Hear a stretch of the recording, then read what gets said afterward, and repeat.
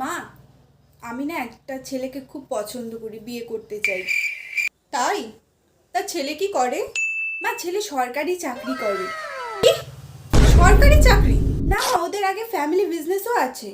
এই শোন, বিজনেস, সরকারি চাকরি, প্রাইভেট চাকরি এগুলো না আজকাল পশ্চিমবঙ্গে কোনো ভ্যালু নেই, এগুলো সব জল ভাত। তো তুই যদি একটা ঠিকঠাক ছেলে পছন্দ করিস তবেই আমি হ্যাঁ করবো, না হলে করবো না। কিন্তু মা, আমার কথা শেষ। মা, কি? আমার না একটা ছেলেকে খুব ভালো লাগে। তা এবার ছেলে কি করে শুনি? ইউটিউবার।